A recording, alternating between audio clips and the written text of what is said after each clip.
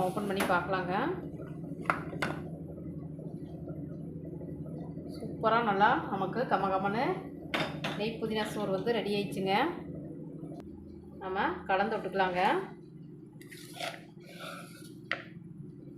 பாருங்க, கலர் மாறாமல் நம்மளுக்கு சூப்பராக நெய் புதினா சோறு கமகமன்னு மணத்தோட நல்லா அவ்வளோ ஒரு ஃப்ளேவராக வந்து ரெடி ஆயிடுச்சுங்க.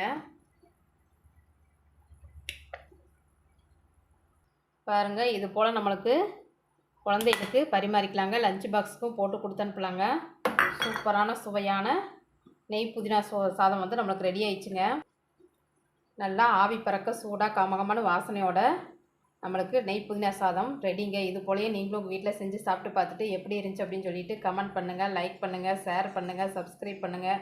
பிடிச்சிருச்சுன்னா தொடர்ந்து ரேணுகா வீட்டு சமையலுக்கு சப்போர்ட் பண்ணுங்கள். நன்றிங்க. நாளைக்கு இன்னொரு சமையலில் நம்ம சந்திக்கலாங்க.